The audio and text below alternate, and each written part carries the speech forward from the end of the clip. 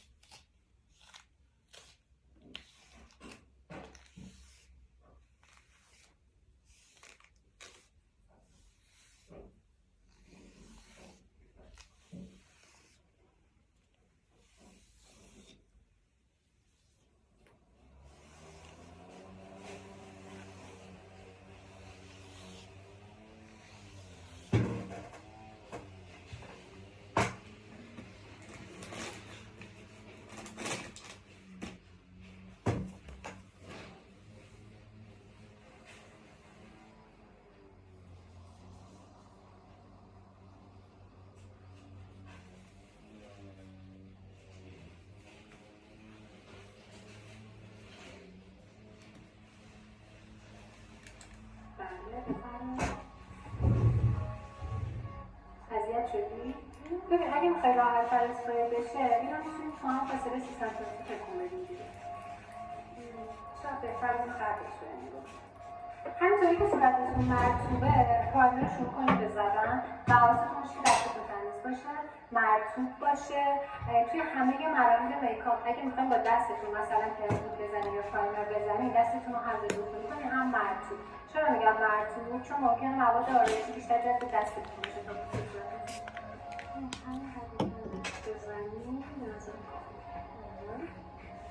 همه جا باید بزنم. بله، همه به صورت. میتونید با باش هم پرایمر رو بزنید البته.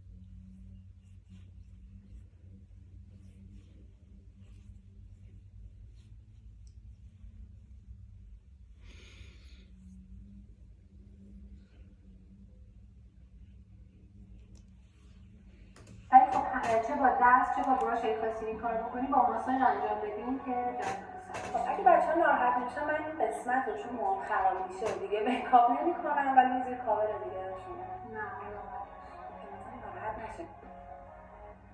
خب حدوداً 3 دقیقه روی صورتمون پرایمرمون رو ماساژ دادیم و مرحله بعدی که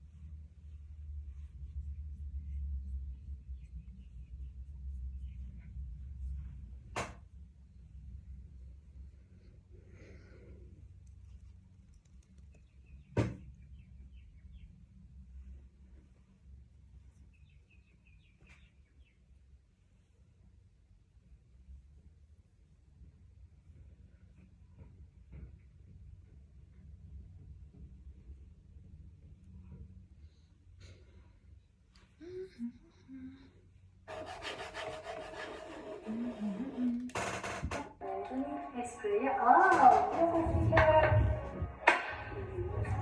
از فاصله 30 سانتی متری تکون بده حداقل یه متر. چون فکر می‌کنم یه متر توی کامنتاتون حتما اندازه فاصله این تا صورت هم برنامه بنویسید. مرحله بعدی مرحله کرم‌پود. دو تا کرم‌پود میخوام بهتون معرفی کنم. یکی کرم‌پود سفوراست که خیلی سبکه و کاملا برای امتحان و نظر من کاورش کافیه. کرم‌پود دیگه که میخوام بهتون معرفی کنم از برند نارسه که البته نمیشه گفت کاورش کمه، ولی برای کسایی که دوست دارن صورتشون خیلی کاور بشه به نظر من انتخاب خوبیه. و اینکه از نظر قیمتی من این یکی رو نسبت به اون یکی ترجیح میدم. حالا تکنیک زدن اینا یعنی کرم‌پودهایی که حالت مایع دارن اینطوریه که هم میتونید با براش انجامش بدین هم میتونید با بیوتی بلندر. یه نکته خیلی مهمی رو میخوام بهتون بگم.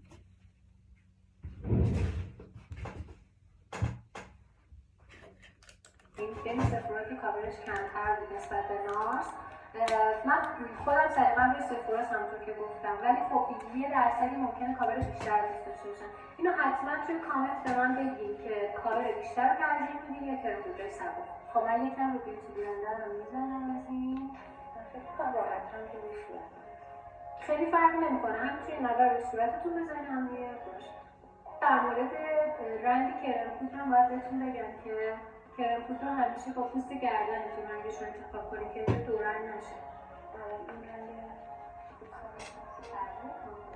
دو دسته رنگ پوست داریم، پوستایی که روز گلدن یا گلبگی هم در واقع و پوستایی که بژن، یعنی یکم به زردی میزنن.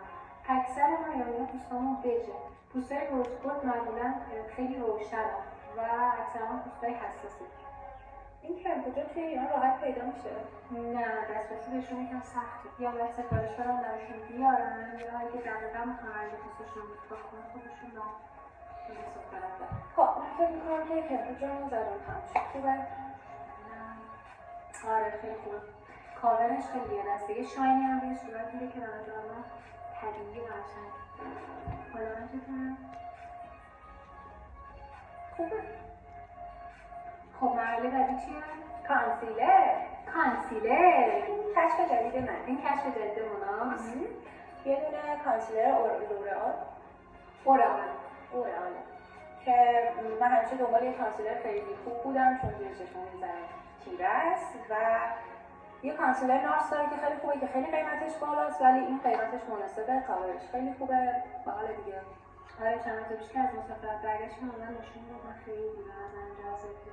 کانسیلر رو فکر می‌کنم نه خیلی زیر پریزه درسته. آره یکم باید فاصله بدیم با زیر چشمتون که اون قسمت از چشم که خط داره خیلی بینش متریال چرب نره، به خاطر اینکه ممکنه خط بیفته و چروک شه و اگه احساس کردین دو رنگه، یعنی اگه احساس کردین اینجا که کانسیلر نداره با پایین ترش رنگش فرق میکنه با متریالی یکم پودری تر مثل پودر فیکس مثل سایه چشمی که رنگ پوستتونه میتونید اونجا رو کار کنید.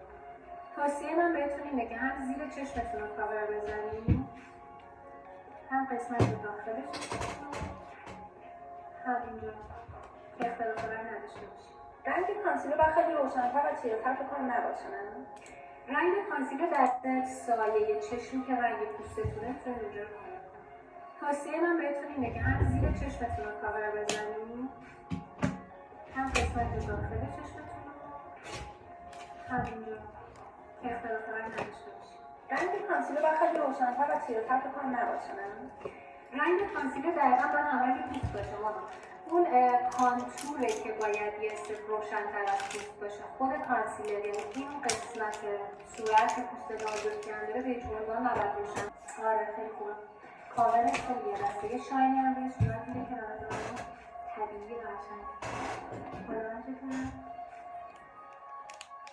خوبه.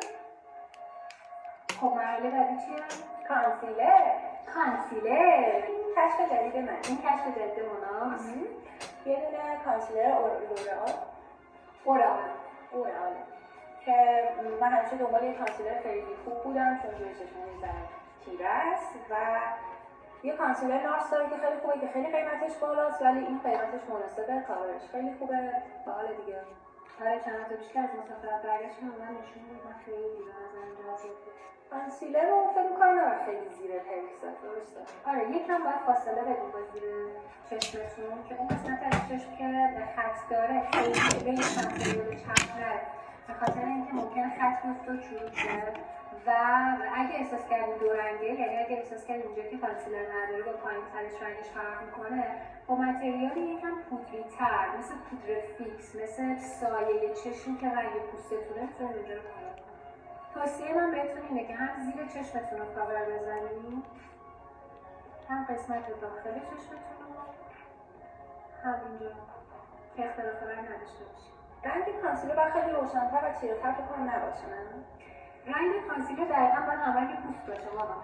اون کانتوره که باید یه سپ روشن‌تر از پوست باشه. خود کانسیلر یعنی این قسمت صورت که پوست نازکی هم داره به هیچ عنوان نباید روشن‌تر باشه.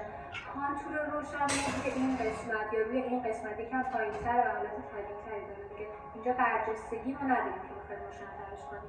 من درست می‌دونم. حالا خوبه. یکم داخل پلکت هم بزنیم.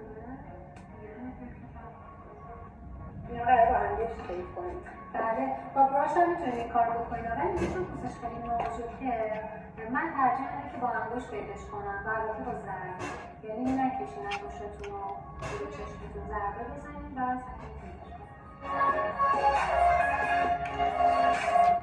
اگه خواستین یه قسمت رو فیل کنید با انگشت دیگه این کار بکنید.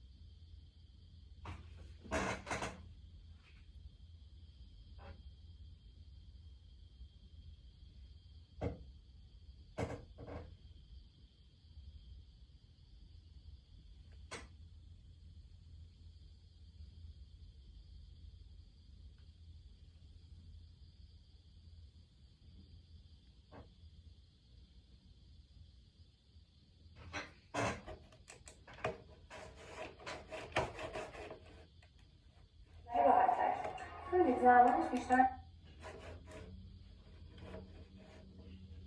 طول می‌کشه.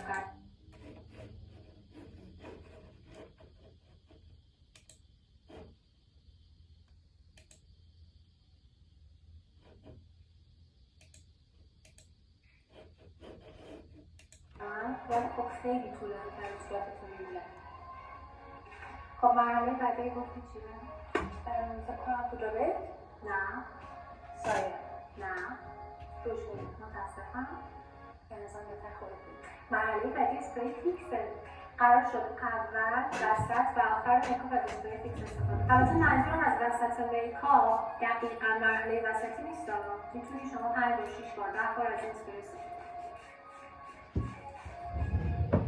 همینطوری که صورتم مرطوبه یکم بهش زمان میدم تا خشک شه، به خاطر اینکه مرحله بعدی دیگه از چیزای کرمی نمیخوام تو صورتم استفاده کنم، میخوام پودری باشه. وقتی اینجوری تغییر جنس داریم توی میکاپ دیگه نذارید پوستتون مرطوب بمونه و روش انجام بدید. بعد واسه خشک بشه کامل. خب الان به نظر مرحله بعدی چیه؟ سایه. پودر بیت. پودر بیت. آفرین براش دست بزن.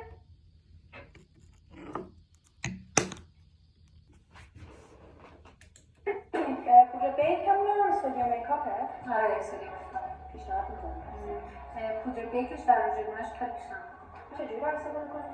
ببین روی اینجایی که بازش میکنیم درش رو مثل نمکتون دونه دیگه همتون دیگه داشتیم. بعضیاشون روشون یه چیز دارن، تولی دارن. آره اون تولی ها رو اینجوری باید استفاده کنیم که چطور اینجوری فشار بدین روش خودش میاد بالا. ولی اینا رو حتما باید بریزیم تو درش.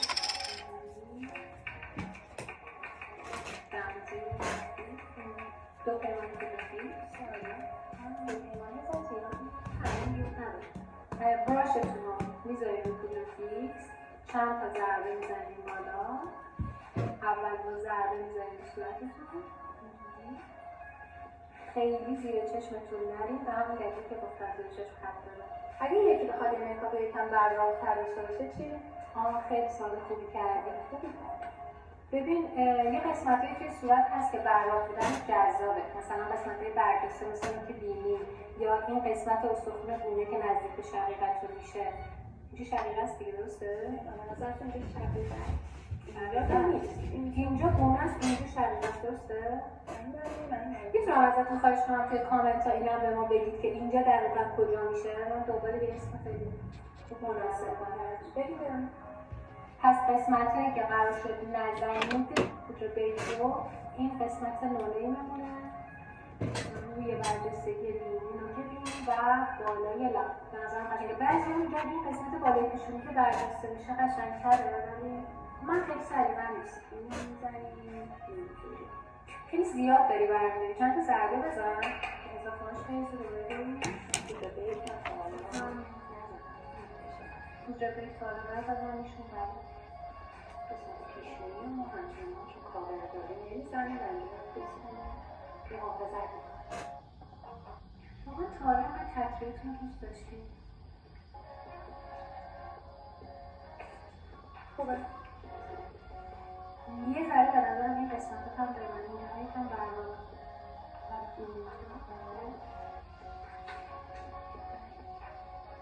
اگه 1% بین این قسمت اگه خط کرم پودرتون با گردنتون اختلاف رنگ داشت با پودر فیکس میتونید فیدش کنید اگه یکم اختلاف رنگ داشت. خب مرحله بعدی سایه.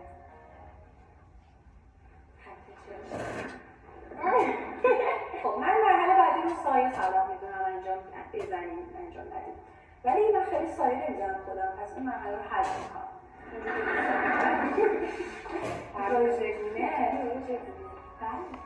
دو تا روژگونه میخوام بهتون معرفی کنم که البته دوتا نیست، یک مثلا میتونم بعدش هم دارم میگیم بعدش هم استودیو میکاپه. ببینید یه نکته که توی روژگونه زدن خیلی مهمه و من خیلی میبینم که اشتباه میکنیم انتخاب غلط رنگ روژگونه است. یعنی چجوری باید باشه؟ یعنی اینکه اگه پوستتون خیلی سفیده از رنگ صورتی استفاده کنید، یعنی قرمز سفید و یه کوچولو زرد که یه ذره صورتی رو گرم میکنه.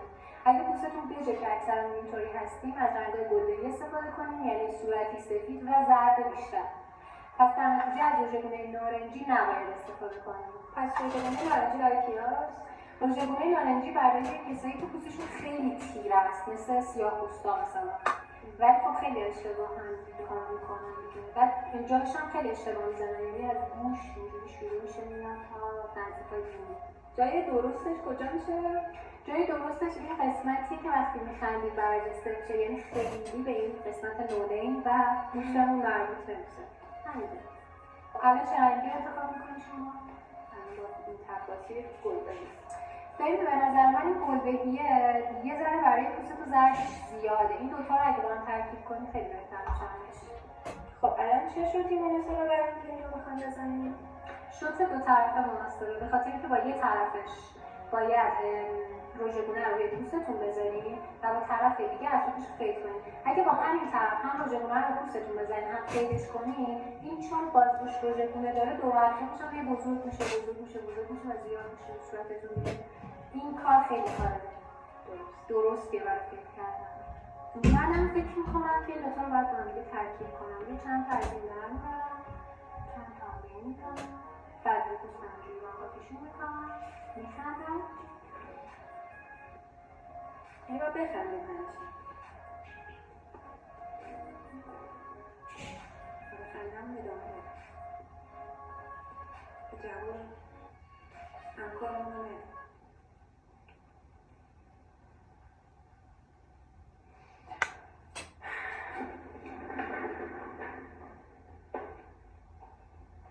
خب رژگونم رو همون براشی که باهاش رژگونه زدم یه ذره با دستم پاک میکنم روی قسمت‌های دیگه صورت هم مثل شونه، نوک بینی، پیشونی، قسمت نونه میزنم که این رنگ‌ها توی قسمت‌های دیگه پخش شه و طبیعی‌تر بنظر برسه. آقای با این زدی؟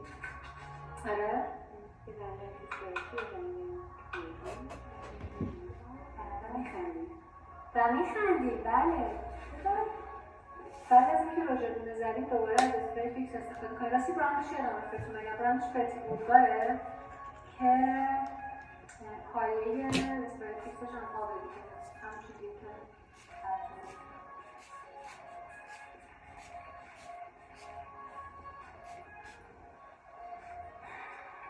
که الان پوستمون دیگه کامل شده و برای میکاپ روزانه به نظر من لازم نیست روی صورتتون کانتور بکنید، چون که یه میکاپ خیلی سبک و نچرال قرار باشه.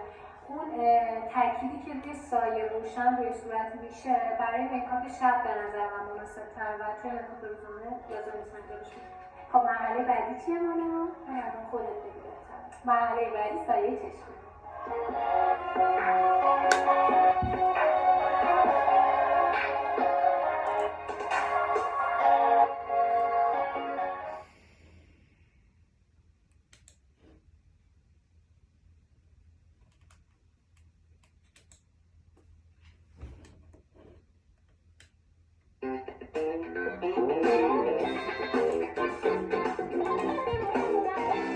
از ساعت و هنسفری تا رنگ هوشمند با TCH.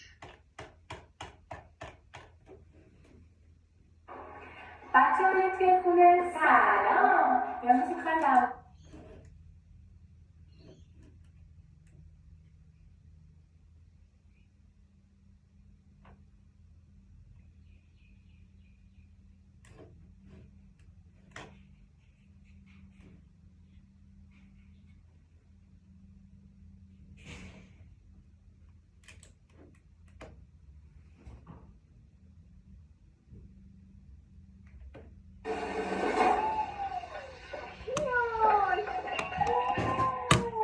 چی شده ترسیدی؟